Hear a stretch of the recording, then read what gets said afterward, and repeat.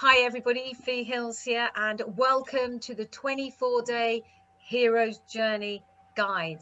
And this is going to be an introduction video that myself, my colleagues Will Green and Chris Thorne are going to walk you through. Just give you a little bit of an introduction before you start your journey. So the Hero's Journey is a 24-day program of personal transformation. It's a time to reflect on who it is that you want to be coming out of this second lockdown. And we know this has been a time of intense disruption and change, and people they're at the limit, really. They're stretched, they're kind of beyond their capacity to deal with all this uncertainty. And so we recognize the need here in the Virtual Coffeehouse to give people some additional support to just get through this second wave of lockdown. Let's take a break from the normality that is lockdown and step into a hero's journey, and let's reimagine the way that we can be ourselves and take that forward and bring it into reality. We all want to kind of dig deep and be better coming out the other side of this. It gives us an opportunity to explore who it is that we really want to be on the other side of lockdown. Because we all know that it's normally in our times of greatest need that our greatest innovation and creativity and the best of who we are as people comes out. And this is what the hero's journey is it's an opportunity for us to tap into our inner resources and resilience and emerge better and stronger than before. Chris has told us what it's about, but maybe let's have a quick look at why we're doing it in terms of what made us think we've got to design this experiential journey that can support people throughout lockdown. And what we provided is 24 micro activities that are written out in the guide and that you do as a daily task. Now, some of them are like 2 minutes. Some of them might take 10 or 15 minutes. But what do we think, guys? Do we think everybody's worth 10 or 15 minutes out of the odd day? Absolutely, yeah. I think we should. Definitely. As Will said, we've been through a lot of, what is it, Will? Crap. A lot of crap. And, so the rationale behind this program is not to take ourselves too seriously, but understand that there's this underlying serious intention in needing us all to maybe take a good look at where we are and where we find ourselves in this 2020 strange crossroads. What are we going to share about this with our LinkedIn colleagues? Because this is purely a weird sort of informal introduction for our LinkedIn colleagues to get going. And those who haven't downloaded it yet, download it. It's free. There's not a lot free in this life. Okay, so we've got the 24 days hero's journey, which is the bamboo, part of the bamboo content, personal resilience guide to well-being. So let's take a look at what's involved in the hero's journey. Now it's brought to you by the wonderful Virtual Coffeehouse. Now the Virtual Coffeehouse Academy isn't open until January, but it's going to be an amazing place. Really what we're talking about here is building resilience by harnessing the power of your unconscious mind. So let's look at the journey in this guide, and that adds up to 24 daily quests. And it starts out by the call to adventure, setting the destination on day 1, and then we move to removing any obstacles that are in our way, in our thinking. Then we move to my circle of comfort. Hit the road, Jack. It's not actually Jack, I just put that on for good measure. Reframing our mind, the switch. A lot of reframing going to go on here. Curiosity, how do we become more curious? Becoming a vigilante is actually a good thing in the hero's journey because we become more vigilant, observant. What's my judgment? Judge and jury. This is really about emotional regulation and well-being. Reframing what I can't do or what we can't do to what I can do, always a good one. Expect complete transformation from just what I can do. Just saying, right? Wow. And then we stop and think, and then we move into sit a while in my seat. So how do we work with other people? How do we start to develop more compassionate relationships? The arbitrator, which is a follow-on from sit a while in my seat. Then we're going to develop a growth mindset. Then more reframing. Why? Because you can't have enough reframing of our mind to get things right. And then we're going to reframe from problem mindset to solution mindset, from a blaming mindset to one of collectively finding solutions. And then we're going to go to gratitude, what I do have. We're going to go to mindful techniques when we're really up against it. How do we stop those awful feelings of panic and anxiety? Then we're going to take a mindful walk. Why? Because it's good for us. And then we're going to use the Hackler technique when we do go for that mindful walk. The Disney strategy to be creative, to divergent thinking.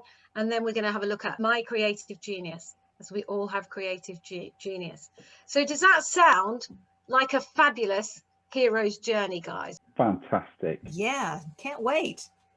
As Winston Churchill said, success is never found, failure is never fatal, courage is the only thing.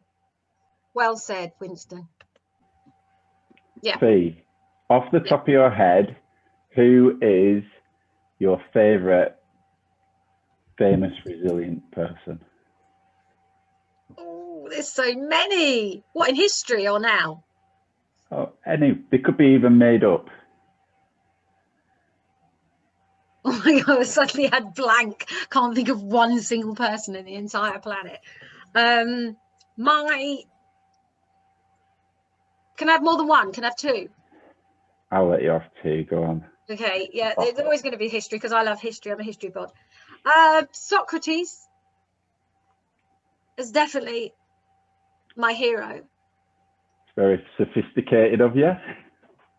He doesn't really mind because he's not around anymore. But I like him. I love his story. I love he just didn't care. He just kept going and going and going. He was the ultimate resilient man. And then he committed suicide in the end. He upset everybody in Athens, didn't he? He went round Athens telling them all they need to think better. Just think more And then he killed himself. You're all thick. Yeah. And then in the end, they got so fed up with it, that him keep preaching, that they told him to commit suicide. So he did.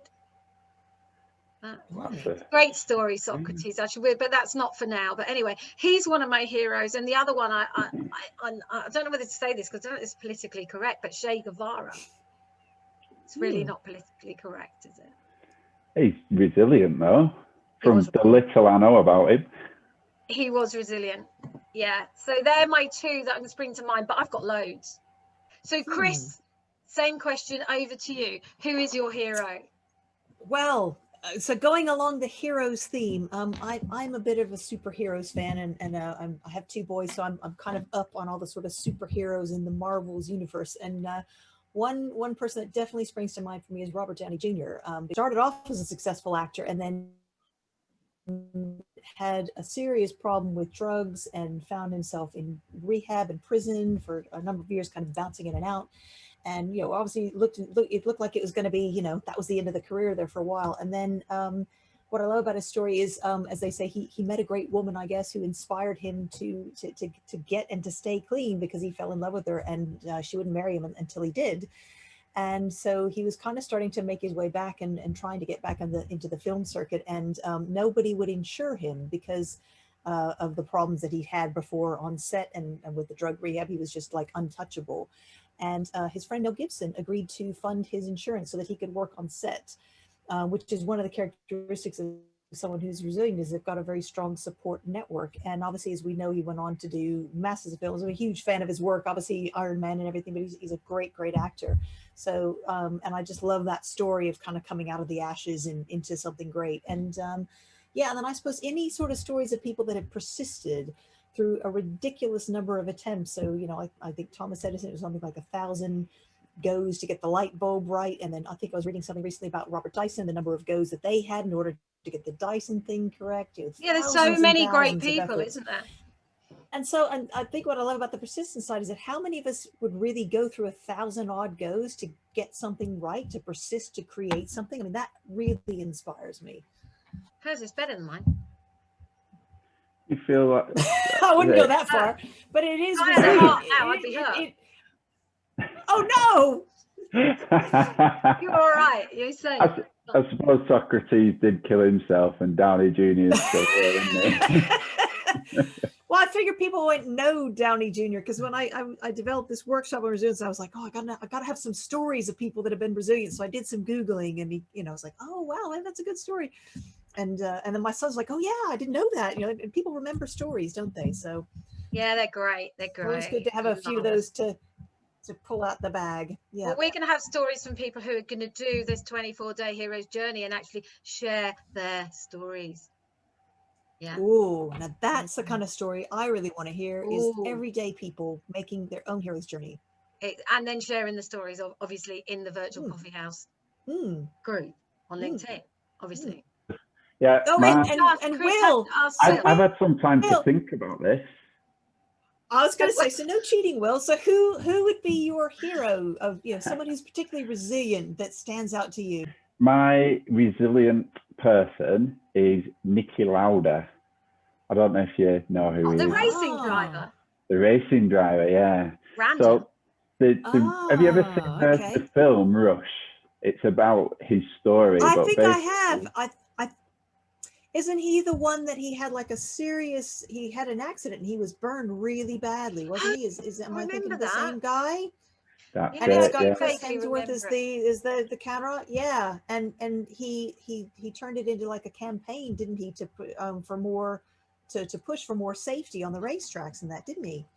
Absolutely, yeah. And I'm quite a big fan of rags to riches stories, and there's a couple of them in F1. And Niki Lauda is definitely not a rags to riches. He was actually born into a really affluent family, but his resilience was he was competing in this F1 championship against another driver called James Hunt, and they were very much neck and neck all the way through the championship. And he actually protested against the drivers racing because the track conditions were too dangerous, and they voted against. So he actually took part in the race, and he had this horrendous accident where he was severely burned and disfigured. But not only that, he was so resilient that he was taken into hospital, and I think he had collapsed lung and all sorts of stuff. In a bad way, yeah. But not only did he recover from that and go back into F1, he recovered from that, went back into F1 in the same championship that year to carry on competing against James Hunt. Now, you have it then. Now, he didn't win. He didn't end up winning, unfortunately, which that would have kind of topped the story. But after James Hunt won that F1 championship, he actually finished in F1, and later on, Niki Lauda did become a world champion after that. Amazing. We like that story. Well done.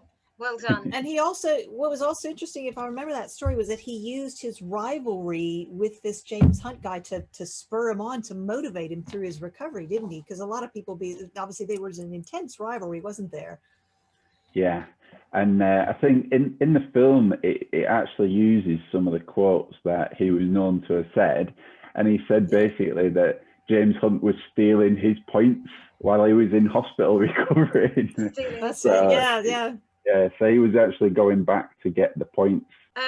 What's going to persuade people to download and take part in this 24-day hero's journey with us? Because remember, we're going to drink our own Kool-Aid. I keep stealing that saying off the Americans. It's really very American, but I'm stealing it just for now, because we don't have a saying like that. And it's called walking your talk. Yeah, walking talk. So we're going to be doing this hero's journey each, and so are our colleagues like Jill, and all of our colleagues are going to be doing it with us. Hopefully Hannah, everybody involved. Each of us will post a link on our own page and within the Virtual Coffeehouse group, so that you can download and access the hero's journey. Or you might see it from V's mailing list if you're not on there already. But listen, you've got nothing to lose. What else are you going to do during lockdown that's going to move you forward, that's going to take you minutes per day and help you to be a better person on the other side? That sounds like a win-win to me. Sold, Chris, sold. Will, come on. Let's use our persuasive techniques here. I think for me, it's the fact that this is a supportive group, and you can fill out the workbook and you can do all these activities in isolation. But I think the real power of it is when you start engaging with other people, and you can go on a journey as a group and build that camaraderie. And really get that accountability push as well to maybe get outside your comfort zone, and use this time where everything's slowed down to really take stock and build up that resilience before starting again into 2021. I think we're all worth at least 2 to 15 minutes a day investment in ourselves. Maybe a minute and a Alongside half. 1 hour's exercise on the lockdown when you go out for a walk or whatever it is you're doing. Well, you know, and the other thing as well is that you can always get the app to support you as well, because obviously it's accessible. You can take it with you. You can listen to it on the go. She's Obviously, American. some of the activities might require you to spend a little bit of time with pen and paper and a nice cup of coffee, but you know, essentially, it's a coach in your pocket. It's where and when you need it. So why not tap into such an amazing resource? I liked it so much I bought the company. Absolutely. We'll be sharing it in our own group at Virtual Coffeehouse in LinkedIn, which is governed, managed by Chris. Thanks, Chris. Okay, well, thanks very much for listening, everybody, and we will see you in the Virtual Coffeehouse group.